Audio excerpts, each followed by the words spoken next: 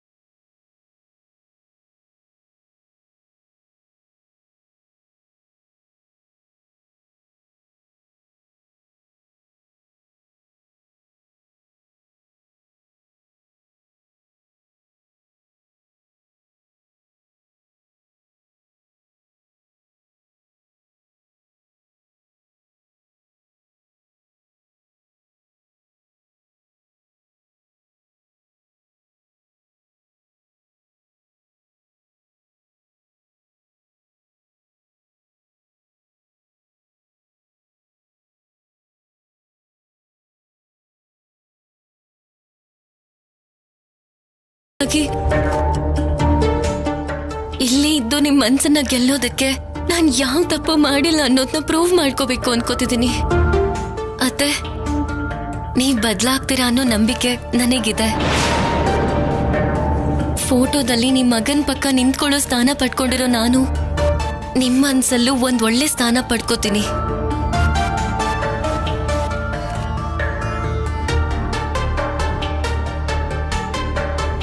ಸ್ವಲ್ಪ ತಡ ಆಗ್ಬೋದು.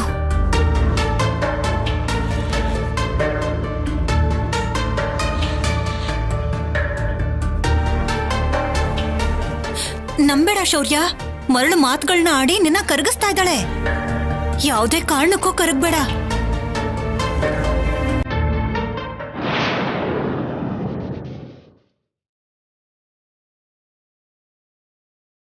ಕಂಗ್ರ್ಯಾಚುಲೇಷನ್ಸ್. ಆದಷ್ಟು ಬೇಗ ಈ ಮೂವಿ ಸೆಟ್ಟಿಗೆ ಇರುತ್ತೆ. Thank you sir. ಥ್ಯಾಂಕ್ಸ್ ಏನಕ್ಕಪ್ಪ. ಇಂಡಸ್ಟ್ರಿಲಿ ಮೇಲ್ ಬರಬೇಕು ಅಂದ್ರೆ ಟ್ಯಾಲೆಂಟ್ ಜೊತೆಗೆ ಹಾರ್ಡ್ ವರ್ಕ್ ಮಾಡಬೇಕು, ಮತ್ತೆ ಲಕ್ ಕೂಡ ಇರಬೇಕು. ನೀವು ನನ್ನ ಮೀಟ್ ಮಾಡಿದ್ದೀನೇ ಅಬ್ಸರ್ವ್ ಮಾಡಿದೆ. ನಿಮಗೆ ಸಿನಿಮಾ ಅಂದ್ರೆ ಎಷ್ಟು ಪ್ಯಾಷನ್ ಅಂತ. ಹೌದು ಸರ್, ಒಂದು ಚಾನ್ಸ್ಗೋಸ್ಕರ ವೇಟ್ ಮಾಡ್ತಾ ಇದ್ವಿ. ಲಕ್ಕಿಲಿ ನೀವು ಸಿಕ್ಕಿದ್ರಿ.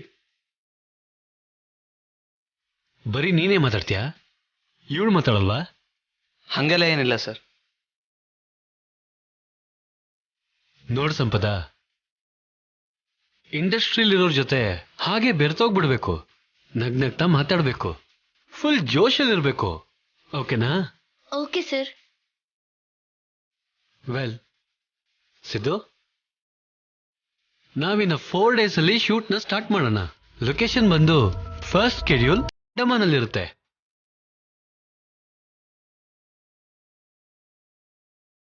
Sure sir. ನಮ್ಮ ಕಡೆಯಿಂದ ನಾವು ಫಾಸ್ಟ್ ಆಗೇ ಇದ್ದೀವಿ. ನೀವೇ ಇನ್ನು ಅಮೌಂಟ್ ರೆಡಿ ಮಾಡಿಲ್ಲ.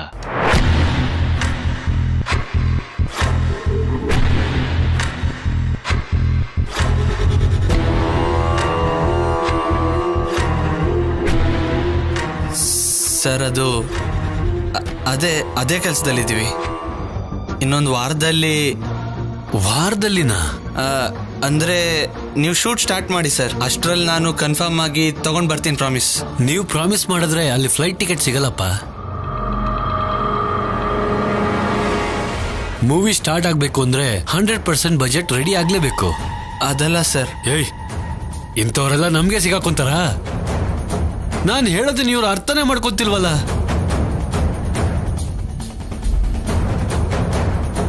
ನಾನೇ ಇಂಟ್ರೊಡ್ಯೂಸ್ ಮಾಡಬೇಕು ಅಂತ ಎಷ್ಟೋ ಹುಡುಗಿರು ಕ್ಯೂ ಅಲ್ಲಿ ನಿಂತಿದ್ದಾರೆ ಗೊತ್ತಾ?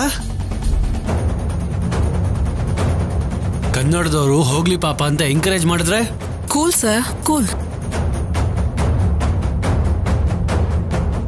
ಸಿದ್ದು, ಮನಿ ಅರೇಂಜ್ ಮಾಡು. 2 days ಅಲ್ಲಿ ಫುಲ್ ಅಮೌಂಟ್ ಅರೇಂಜ್ ಮಾಡ್ತೀವಿ. ಸ್ಯಾಮ್ ಬಾ. Thank you sir.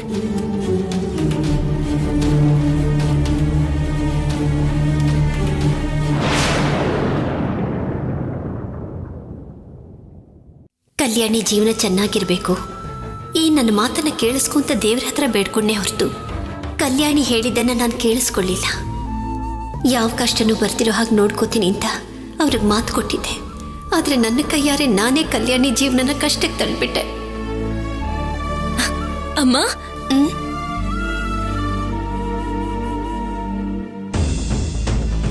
ಯಾಕಮ್ಮ ಹೀಗಿದ್ಯಾ? ಏನಿಲ್ಲ ಕಲ್ಯಾಣಿ, ನನ್ ಬಗ್ಗೆನೇ ಯೋಚನೆ ಮಾಡ್ತಾ ನೋವು ಪಡ್ತಿದ್ಯಾ? ಇವಾಗ ಏನಾಯ್ತು ಅಂತ? ನಾನ್ ಸಂತೋಷವಾಗಿ ಇದೀನಲ್ಲ. ಎಲ್ಲರೂ ನಿನ್ನನ್ನ ಚಿಕ್ಕ ಹುಡುಗಿ ಅನ್ಕೊಳ್ತಾರೆ, ಆದ್ರೆ ನೀನು ಎಲ್ಲಾ ನೋವನ್ನು ಎದೆಲ್ ಮುಚ್ಚಿಟ್ಕೊಂಡು ಹೊರಗಡೆ ನೀನು ಎಲ್ಲರೆದ್ರಿಗೂ ನಗ್ನಾಗ್ತಾ ಓಡಾಡ್ತಿದ್ಯಾ. ಸಂಪದ ಶೌರ್ಯನ ಬಗ್ಗೆನೇ ಯೋಚನೆ ಮಾಡಿ ನಿನಗೆ ಅನ್ಯಾಯ ಮಾಡಿಬಿಟ್ಟೆ. ಮದ್ವೆ ಆಗಿರೋ ಹೆಣ್ಣಿಗೆ ಗಂಡ ಪ್ರೀತಿಯಿಂದ ಕರೆದಾಗ, ಅಷ್ಟೇ ಪ್ರೀತಿಯಿಂದ ನೋಡ್ಕೊಂಡಾಗ ಪ್ರಪಂಚನೇ ಮರ್ತು ಹೋಗ್ತಾಳೆ. ಆದ್ರೆ ನೀನು ಶೌರ್ಯ ನಿನ್ನನ್ನ ಕಲ್ಯಾಣಿ ಅಂತ ಯಾವಾಗ ಕರೀತಾನೋ ಅಂತ ಎದುರು ನೋಡ್ತಾ ಇದೀಯ ಅಲ್ವಾ ಕಲ್ಯಾಣಿ? ಮದುವೆಯನ್ನು ಬೇಡಿ ನಿನ್ ಕೈಗೆ ತೊಡಿಸಿ ಜೈಲಲ್ಲಿರೋ ಖೈದಿ ತರ ನಿನ್ನನ್ನ ಮಾಡ್ಬಿಟ್ಟೆ ಕಲ್ಯಾಣಿ. ಯಾಕಮ್ಮ ಹಾಗನ್ಕೋತ್ಯಾ? ಆಫೀಸರ್ ಜೊತೆ ಮದ್ವೆ ಆಗೋದು ದೇವ್ರು ನಾನ್ ಕೇಳ್ದೇನೆ ಕೊಟ್ಟಿರೋ ವರ ಅನ್ಕೋತೀನಿ. ಯಾಕಂದ್ರೆ 18 ವರ್ಷಗಳ ನಂತರ ನನಗ್ ಸಿಕ್ಕಿರೋ ಬಂಧಗಳು ಅನುಬಂಧಗಳು ಆಫೀಸರ್ ಜೊತೆ ಅಲ್ದೇನೆ ಬೇರೆಯವ್ರ ಜೊತೆ ಮದ್ವೆ ಆಗೋಗಿದ್ದಿದ್ರೆ ದೂರ ಆಗೋಗ್ತಿತ್ತು. ಅವಾಗ ನಾನು ನಿಜವಾಗ್ಲೂ ನಿಮ್ಮೆಲ್ಲರಿಗೂ ದೂರವಾಗಿರೋಕಾಗ್ದೆ ಅಳ್ತಾ ಇರ್ಬೇಕಿತ್ತು. ಇವಾಗ ನಾನು ನಿಮ್ಮೆಲ್ಲರ ಜೊತೆ ಇದ್ದೀನಿ. ಅದೇನು ಅಂದ್ರೆ ಆಫೀಸರ್ಗೆ ನನ್ ಮೇಲೆ ಕೋಪ ಕಡಿಮೆ ಆಗಿಲ್ಲ. ಅದೊಂದೇ ನಂಗೆ ಬೇಜಾರು. ಅಮ್ಮ, ಈ ಫೋಟೋ ನೋಡು.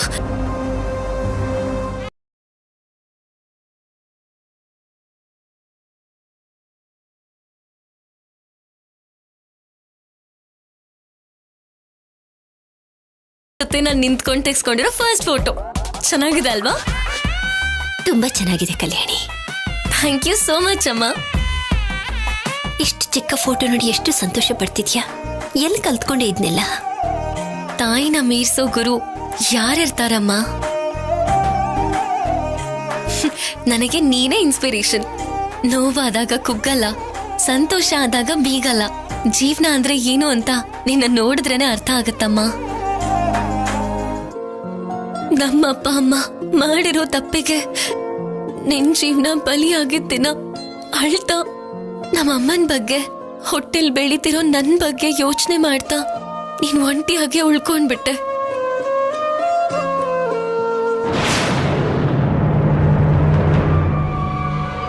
ಮೊದ್ಲೆಲ್ಲ ನೀನ್ ನನ್ಗೆ ಇಷ್ಟನೇ ಆಗ್ತಿರ್ಲಿಲ್ಲ. ಅನ್ಬಾರದ್ ಮಾತಂದೆ, ಆರೋಪ ಮಾಡ್ದೆ. ಆದ್ರೆ ಅದನ್ನೆಲ್ಲ ತಮಾಷೆ ಅನ್ಕೊಂಡು ನೀನ್ ಹೊಟ್ಟೆಗೆ ಹಾಕೊಂಡೆ. ನನಗೂ ಒಂದು ಕುಟುಂಬ ಕೊಟ್ಟೆ.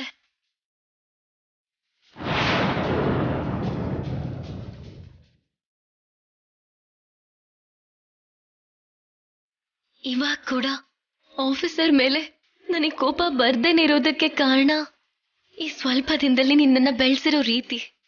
ತಾಳ್ಮೆ ಅನ್ನೋದನ್ನ ನಿನ್ನಿಂದಾನೇ ಕಲ್ತ್ಕೊಂಡಿದ್ದೀನಮ್ಮ.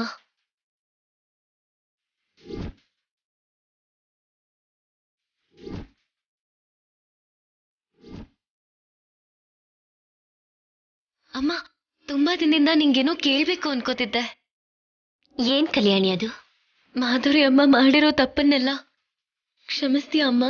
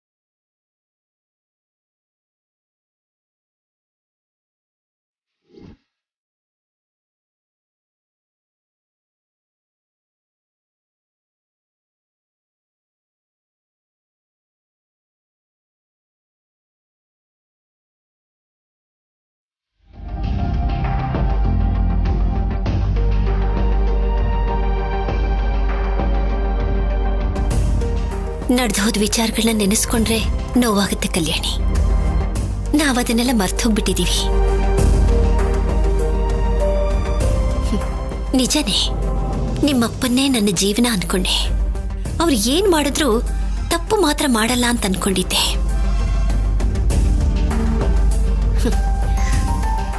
ಅದಕ್ಕೆ ಈ ಮನೆಗೆ ದೊಡ್ಡ ಸೊಸೆಯಾಗಿ ಬಂದೆ ನಾನು. ನಿಮ್ಮಪ್ಪ ನನ್ನನ್ನು ಬಿಟ್ಟು ಹೋದ್ಮೇಲೆ ಅವ್ರ ಸ್ಥಾನ ನಾನು ತಗೊಂಡು ಈ ಮನೆ ಮಗಳಾದೆ. ದೇವರು ಒಂದನ್ನ ನಮ್ಮಿಂದ ದೂರ ಮಾಡಿದ್ರೆ ಅದಕ್ಕೆ ಮೇರಿದನ್ನ ನಮಗ್ ಕೊಡ್ತಾನೆ ಅಂತಾರೆ. ಅದಕ್ಕೆ ನಿನ್ನ ಮಗಳಾಗಿ ಆ ದೇವ್ರು ನನಗ್ ಕೊಟ್ಟಿದ್ದಾನೆ. ಇನ್ಮೇಲಾದ್ರೂ ಆಗಿದ್ದನ್ನೆಲ್ಲ ಮರ್ತು ಹೋಗು. ನೀನು ಯೋಚನೆ ಮಾಡ್ಬೇಕಾಗಿರೋದು ಶೌರ್ಯನ್ ಮನಸ್ಸನ್ನ ಹೇಗ್ ಗೆಲ್ಬೇಕು ಅನ್ನೋದನ್ನ ಮಾತ್ರನೇ, ಸರಿನಾ? ಸರಿ ಅಮ್ಮ. ಇವತ್ತು ಶೌರ್ಯ ನಿನ್ ಜೊತೆ ಫೋಟೋ ತೆಗೆಸ್ಕೊಂಡ. ನೋಡ್ತಾ ಇರು, ಇನ್ನು ಮುಂದೆ ನಿನ್ನನ್ನು ಬಿಟ್ಟಿರೋಕ್ಕಾಗದೇ ಇರೋಷ್ಟು ನಿನ್ನನ್ನು ಪ್ರೀತಿಸ್ತಾನೆ ಕಲ್ಯಾಣಿ. ನಿಜಾನಾ ಅಮ್ಮ? ನಾನ್ ಹೇಳ್ತಿದ್ದೀನಲ್ವಾ, ಖಂಡಿತ ನಡೆಯುತ್ತೆ. ಥ್ಯಾಂಕ್ ಯು ಸೋ ಮಚ್ ಅಮ್ಮ.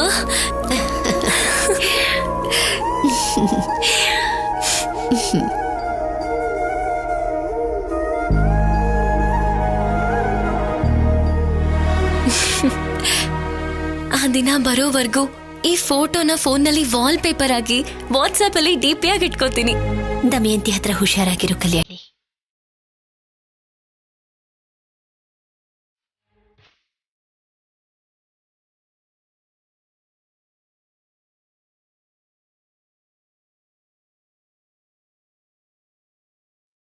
ಏನ್ ಹುಡುಕ್ತಿದ್ದೀರಾ ಅತ್ತೆ? ಎಷ್ಟು ಹೊತ್ತಿಂದ ಹುಡುಕ್ತಾ ಇದ್ದೀನಿ. ಎಲ್ಲಿಗೆ ಹೋಗಿದ್ದೆ, ಕಾಣಿಸ್ಲೇ ಇಲ್ಲ. ನಾನ್ ಮಾತಾಡೋಣ ಅನ್ಕೊಂಡ್ರೆ ನನ್ ಸೋದರ ಮಾವನ್ನು ನನ್ ಜೊತೆ ಸರಿಯಾಗಿ ಮಾತಾಡಕ್ ಬಿಡಲ್ವಲ್ಲ ಅತ್ತೆ. ಅದಕ್ಕೆ ಹೊರಗಡೆ ಹೋಗಿ ನನ್ ನೋವನ್ನ ಗಿಡಕ್ಕೆ ಮರಕ್ಕೆ ಹೇಳ್ಕೊಂಡ್ ಬರ್ತಾ ಇದ್ದೀನಿ. ಹೌದಾ? ನಿನ್ ಜೊತೆ ಮಾತಾಡೋದಿಕ್ಕೆ ನಾಳೆಯಿಂದ ಜೀತದ ಆಳನ್ನ ಇಡ್ತೀನಿ ಬಿಡು. ಈಗ ಬಾ.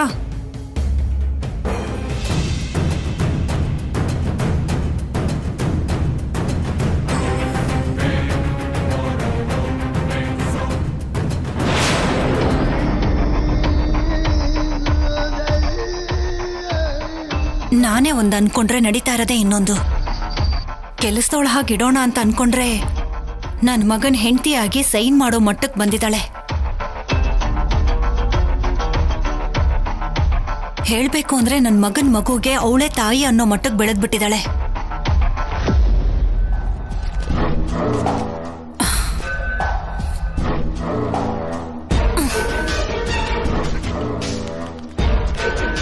ಏನಾಯ್ತು? ಮುಖ ಯಾಕೆ ಸಿಂಡರ್ಸ್ಕೊಂಡು ನಿಂತಿದ್ಯಾ? ಹೇಗಿದ್ರೆ ನಿಮಗೇನಾಗ್ಬೇಕು? ನೀವೆಲ್ರೂ ಒಂದಾಗಿದ್ದೀರಾ, ಖುಷಿನಲ್ಲಿ ಕುಣಿತಾ ಇದ್ದೀರಲ್ಲ, ಸಾಕು ಬಿಡಿ. ಏನ್ ಬೊಗಳ್ಬೇಕಂತಿದ್ಯೋ ಅದನ್ನ ಡೈರೆಕ್ಟ್ ಆಗಿ ಬೊಗಳು. ಹಾ, ನನ್ನ ಮಾತು ನಿಮ್ಗೆ ಬೊಗಳ್ದ ಹಾಗೆ ಇರತ್ತೆ.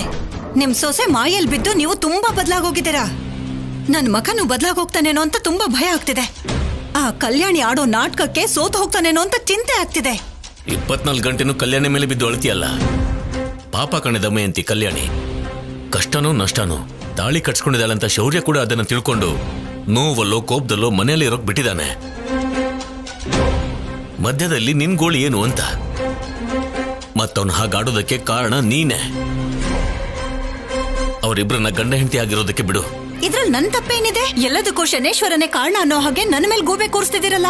ಮಾಡ್ತಿರೋದು ನೀನೆ ಅಂದ್ಮೇಲೆ ಇನ್ಯಾರಿಗೆ ಹೇಳ್ಬೇಕು? ಸರಿ ಬಿಡಿ. ಏನ್ ಸರಿ? ಅಷ್ಟಕ್ಕೂ ನೀ ಏನ್ ಮಾಡ್ತಿದ್ದ ನಿನ್ಗೆ ಅರ್ಥ ಆಗ್ತಿದ್ಯಾ? ಸಂಪದ ಮನೇಲಿಲ್ಲ, ಮಗು ಲಾಲ್ನೆ ಪಾಲ್ನೆ ಹೇಗೂ ನೋಡ್ಕೊಳ್ಳೋದಿಲ್ಲ, ಕನಿಷ್ಠ ಎತ್ತಾಡ್ಸೋದ್ ಕೂಡ ಇಲ್ಲ. ಮಗುನ ನೋಡ್ಕೋತಿರೋದೆಲ್ಲ ಕಲ್ಯಾಣಿ. ಅವಳ ಮೇಲೆ ಯಾಕೆ ಕೋಪ? ಅಷ್ಟಕ್ಕೂ ನಿನ್ಗೆ ಏನ್ ಬೇಕು ಅಂತ ಇದನ್ನೆಲ್ಲ ಮಾಡ್ತಾ ಇದ್ಯಾ? ಅನುಪಮ ನಮ್ಮಮ್ಮನ ಮನೆಯಲ್ಲಿ ಇರಬಾರ್ದು, ಕಲ್ಯಾಣಿ ನಮ್ಮ ಮನೆಯಲ್ಲಿ ಇರಬಾರ್ದು ಅಂತ. ಹೇಳು ದಮಯಂತಿ, ಯಾಕೆ ಅವಳ ಮೇಲೆ ಕಿಡಿಕಾರ್ತಾ ಇದ್ಯಾ? ಅದಕ್ಕೂ ನಿನ್ನ ಹತ್ರ ಕ್ಲಾರಿಟಿ ಇಲ್ವಾ? ಇವಾಗ ನಾನು ಏನೋ ಒಂದು ಹೇಳೋವರೆಗೂ ಇವ್ರು ನನ್ನ ಬಿಡಲ್ಲ. ನಿನ್ನೆ ಕೇಳ್ತಿರೋ ದಮಯಂತಿ. ಏನ್ರಿ ಹೇಳ್ಬೇಕು? ಸಂಪದ ಮನೆ ಕಡೆಯಿಂದ ₹1 ವರದಕ್ಷಿಣೆ ತಗೊಳ್ದೆ ಸೊಸೆ ಆಗಿ ಮಾಡ್ಕೊಂಡಿದ್ದಕ್ಕೆ ನಮಗ್ ಪಂಗ್ನಾಮ ಹಾಕಿ ಬೇರೆಯವನ್ ಜೊತೆ ಓಡ್ ಹೋದ್ಲು. ಈಗ ಕಲ್ಯಾಣಿ ಏನಾದ್ರೂ ವರದಕ್ಷಿಣೆ ತಂದ್ಲಾ ಅಂದ್ರೆ ಇಲ್ಲ, ಅವಳು ಏನೂ ತಂದಿಲ್ಲ. ಅವ್ರಿಗ್ ಮಾತ್ರ ಇನ್ಶೂರೆನ್ಸ್ ಹೋಗ್ತಾ ಇದೆ. ಓ, ಅದಾ ನಿನ್ ನೋವು? ಅದೇನಾ ಅಂತಂದ್ರೆ ಇಲ್ಲ, ಇನ್ನೂ ಇದೆ. ಆ ಮನೇಲಿರೋವಾಗ ನಮ್ಗೇನಾದ್ರೂ ಮರ್ಯಾದೆ ಸಿಕ್ತಾ? ಎಲ್ಲ ಆ ಅನುಪಮಗೆ ಸಿಕ್ಕಿದ್ದು. ಇವಾಗ ಫೈನಲ್ ಆಗಿ ನೀನು ಹೇಳೋದೇನು? ವರದಕ್ಷಿಣೆ ಬೇಕು ಅಂತನಾ? ಇದನ್ನ ಅವ್ರ ಮುಂದೆ ಹೇಳ್ಬೇಕು. ಮನೇಲಿರೋ ಸೊಸೆ ಮೇಲೆ ರಂಪರಾಧ ಅಂತ ಮಾಡೋದಲ್ಲ. ವರದಕ್ಷಿಣೆಗೋಸ್ಕರ ಅಂತಿದ್ಯಾ? ನೀನೆಷ್ಟು ವರದಕ್ಷಿಣೆ ಕೊಟ್ಟೆ? ಮನೆ ಅಳಿಯನಾಗ್ ಬಂದಿದ್ದೀರಲ್ಲ, ಇನ್ನೂ ಏನ್ ಕೊಡ್ಬೇಕು? ಅಂದ್ರೆ ಏನು? ಏನೋ ಅನ್ಬೇಕು ಅಂತ ಅಂತಿಲ್ಲ, ನೀವ್ ಹೇಳಿದ್ದಕ್ಕೆ ಹೇಳಿದ್ದು. ನಿನ್ ಜೊತೆ ಮಾತಾಡ್ತಿದ್ರೆ ಇರೋ ಮನಶಾಂತಿನೂ ಹೋಗುತ್ತೆ.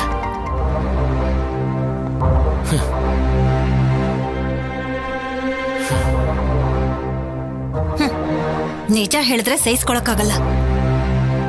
ಇನ್ಶೂರೆನ್ಸ್ ಮಾಡಿಸಿದಿರಲ್ಲ, ವರದಕ್ಷಿಣೆ ಕೇಳಲೇಬೇಕು. ನಮ್ ಕಡೆಯಿಂದ ನಾವು ಫಾಸ್ಟ್ ಆಗೇ ಇದೀವಿ. ನೀವೇ ಇನ್ನು ಅಮೌಂಟ್ ರೆಡಿ ಮಾಡಿಲ್ಲ. ಮೂವಿ ಸ್ಟಾರ್ಟ್ ಆಗ್ಬೇಕು ಅಂದ್ರೆ 100% ಬಜೆಟ್ ರೆಡಿ ಆಗ್ಲೇಬೇಕು. ನಾನೇ ಇಂಟ್ರೊಡ್ಯೂಸ್ ಮಾಡ್ಬೇಕು ಅಂತ ಎಷ್ಟೋ ಹುಡುಗಿರು ಕ್ಯೂ ಅಲ್ಲಿ ನಿಂತಿದ್ದಾರೆ ಗೊತ್ತಾ?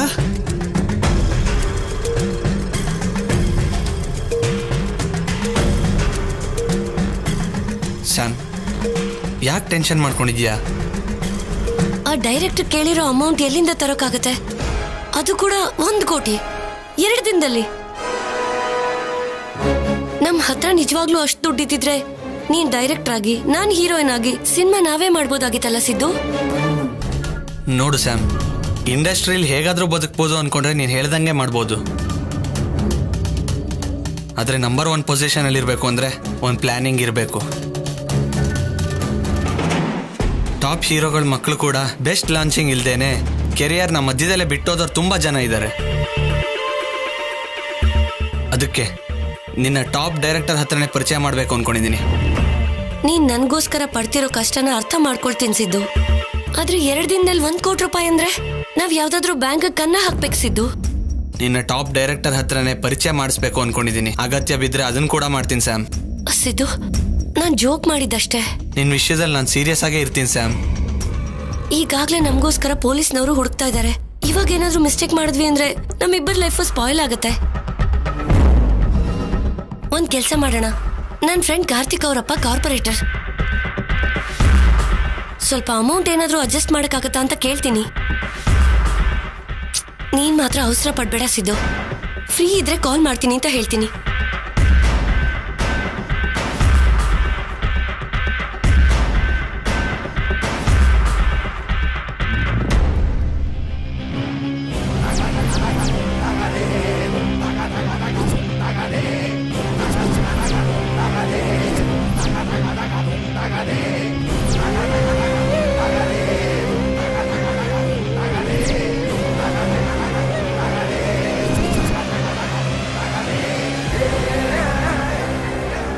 ಏನಾಯ್ತು ಸ್ಯಾಮ್?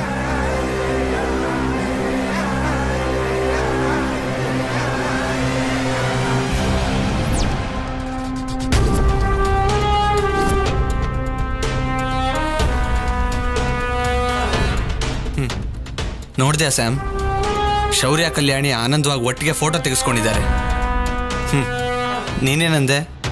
ನಾನಂದ್ರೆ ಶೌರ್ಯಕ್ಕೆ ಪ್ರಾಣ, ನನ್ನ ಬಿಟ್ಟಿರೋದಿಲ್ಲ ಅಂದೆ. ಅಷ್ಟು ಪ್ರೀತಿ ಇರೋನು ಬೇಜಾರಲ್ಲಿರ್ತಾನೆ ಹೊರತು ಹೀಗೆ ನಗ್ತಾ ಮದುವೆ ಆಗಿರೋ ಹುಡುಗಿ ಜೊತೆ ಫೋಟೋ ತೆಗೆಸ್ಕೊಳ್ಳಲ್ಲ. ನನಗೆ ಗೊತ್ತಿರೋ ಹಾಗೆ ಇಬ್ರು ತುಂಬಾ ಹತ್ರ ಆಗಿರೋ ಹಾಗಿದೆ. ಇಲ್ಲ ಅಂದ್ರೆ ಶೌರ್ಯ ಜೊತೆ ತೆಗೆಸ್ಕೊಂಡ್ರೆ ಫೋಟೋ ಎಲ್ಲರೂ ನೋಡೋ ಹಾಗೆ ವಾಟ್ಸಪ್ ಡಿಪಿ ಹೇಗೆ ಹಾಕೊಂಡಿದ್ದಾಳೆ? ಪ್ರೀತಿ ಇಲ್ಲ ಅಂದ್ರೆ ನಮಗೋಸ್ಕರ ಪೊಲೀಸವ್ರನ್ನ ಯಾಕೆ ಕಳಿಸ್ತನ್ಸಿದ್ದು? ಯಾಕಂದ್ರೆ ಕೋಪದಿಂದ ಅವನಿಗೆ ಮೋಸ ಮಾಡಿದೀವಿ ಅಂತ ಹಾಗೆ ತೀರ್ಸ್ಕೊಳಕ್ಕೆ. ನೀನೇನೋ ಅದನ್ನ ಪ್ರೀತಿ ಅನ್ಕೊಂಡಿದ್ಯಾ?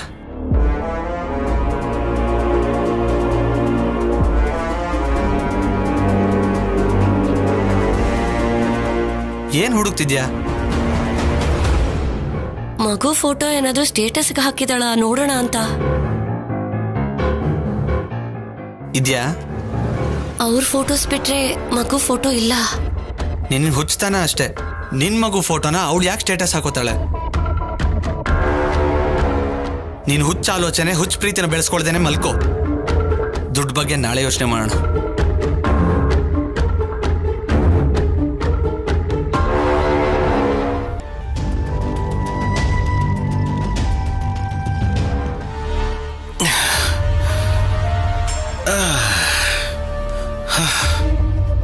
ಅಮ್ಮ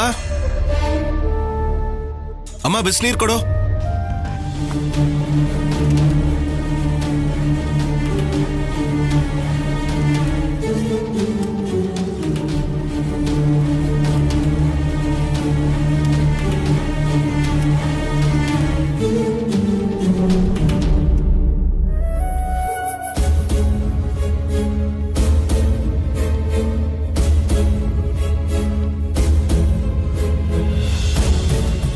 ಕಾಫಿ ಕೊಡಮ್ಮ.